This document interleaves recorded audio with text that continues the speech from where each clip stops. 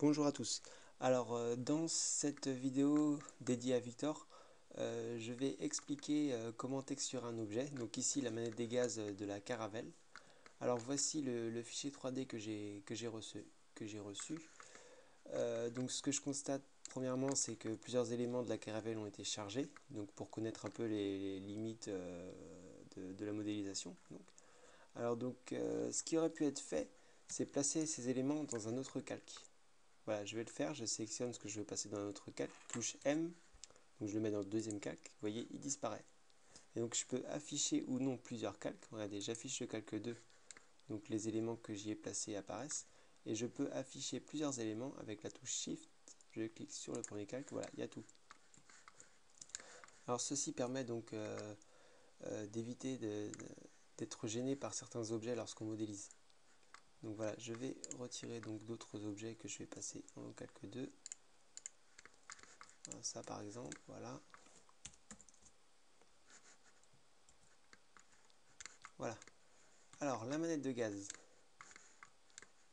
Ce que je constate premièrement, c'est que le nombre de points, par exemple pour cet objet-là, est trop important.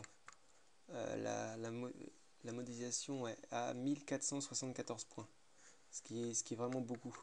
Il faudrait simplifier les objets. Là, avec 10, même presque 100 fois moins de points, on peut arriver au même rendu. Et ça limite un peu le poids des objets. Voilà. Donc l'objet que je vais texturer, ça va être celui-ci. Alors je vais le passer dans un autre calque pour être tranquille. Voilà, le calque 3. Donc j'ai fait touche M, calque 3, et donc je m'y rends tout de suite. Voilà, donc il y a juste cet objet-là, et j'ai la place pour texturer.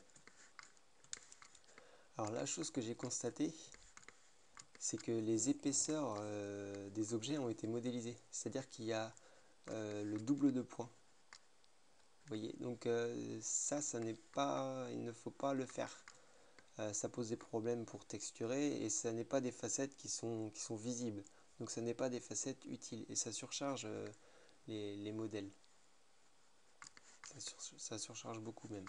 Donc ce que je vais commencer par faire, c'est donc retirer les doublons, donc les points en trop. Regardez par exemple, avec la touche Alt, je peux sélectionner toutes les lignes de points. Voilà, donc je sélectionne celle-ci. Touche X, donc je supprime les points. Vous voyez. Alors les facettes ont un sens. Ici, quand on les regarde à l'envers, elles sont transparentes. Mais vous voyez, elles ne le sont pas, donc dans le bon sens, quoi. Voilà. Donc tous les points en trop vont être supprimés. Voilà, vous voyez, ces points-là.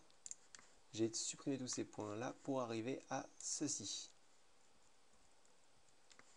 Vous voyez, l'ensemble des points en trop ont été retirés. Alors je vais faire une première projection de l'objet, mais avant ça, je vais m'occuper du matériau associé qui doit être en défaut white. Si ce n'est pas le cas, s'il n'y a rien, par exemple ici il n'a aucun matériau associé à l'élément, on fait new, un matériau est affiché ici, et je dois l'avoir déjà dans la liste défaut white, donc en blanc, ce qu'on associe par défaut à tous les objets 3D, pour obtenir un rendu similaire par la suite. Alors ce que je vais faire, c'est faire la première projection, donc je sélectionne tous les points, touche A, U, Project from View, voilà. Donc là, je fais la projection de l'ensemble des points. C'est assez important, on va associer donc, ensuite tous les points donc, à la même image, et ça risque d'éviter certains problèmes lorsque certaines facettes n'ont pas été associées dès le début, elles apparaîtront blanches ensuite au rendu final, quoi. Donc là, voilà, je vais associer à ces points une image. Je vais faire image, open image. Je vais aller chercher une image à moi. Si je la trouve, voilà. Une grille par exemple.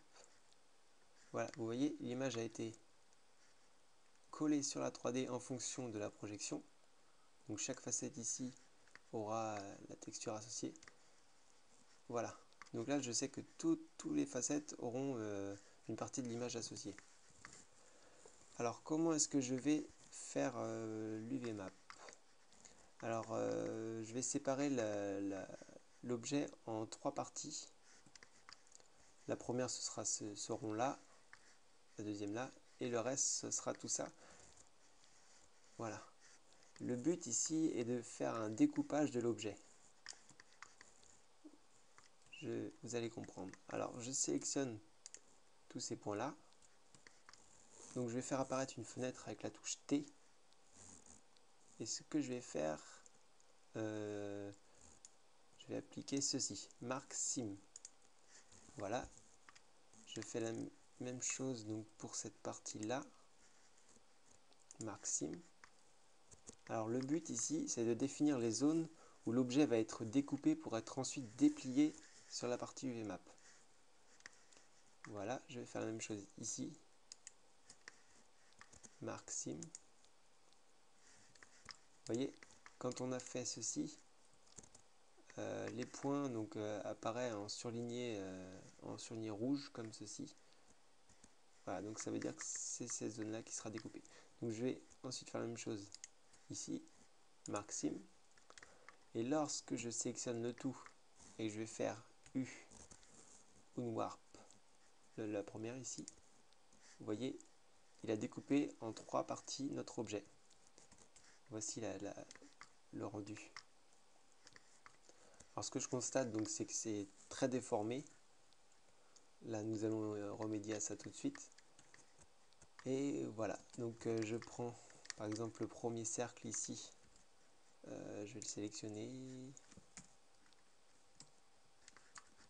Juste celui-ci. Tac, je le prends. Vous voyez, on voit sa projection ici.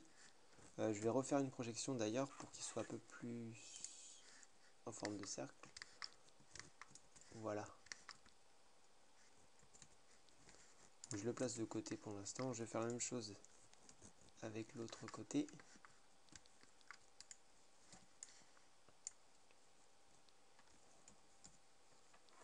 Tac, voilà. Donc ces deux objets, ces deux parties ne sont pas encore très importantes comparées à celle-ci qui va être un peu plus compliquée à projeter. Alors, voilà. Nous avons cet objet-là. Sa projection est ici. Je vais juste retirer cette partie-là.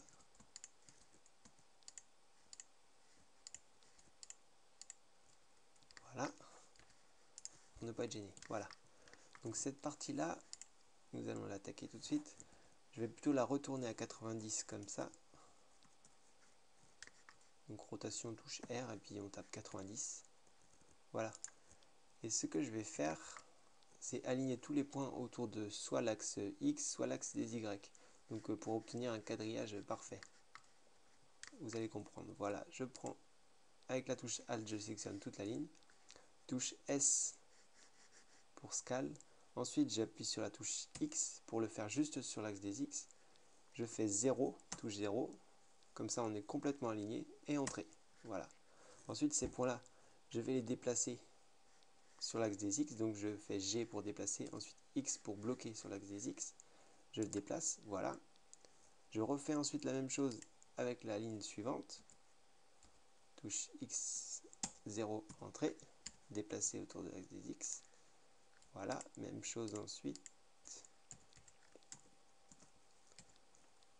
Voilà. Je fais ceci donc tout le long. C'est encore assez rapide.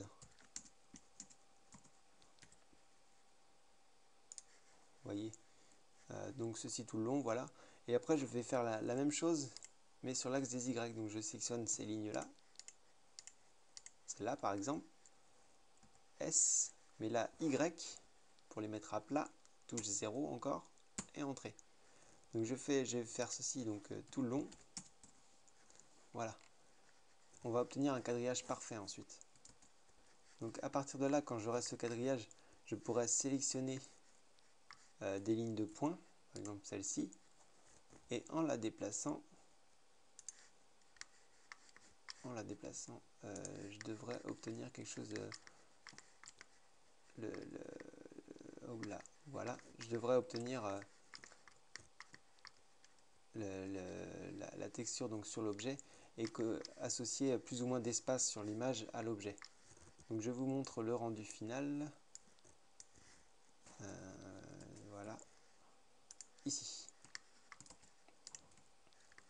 Donc voilà, une fois terminé, on obtient ceci. Voilà. Donc lorsque je sélectionne une ligne, ah oui, je vais associer une image d'ailleurs à cet objet-là. Je sélectionne la même image d'ailleurs, voilà. Donc une fois terminé,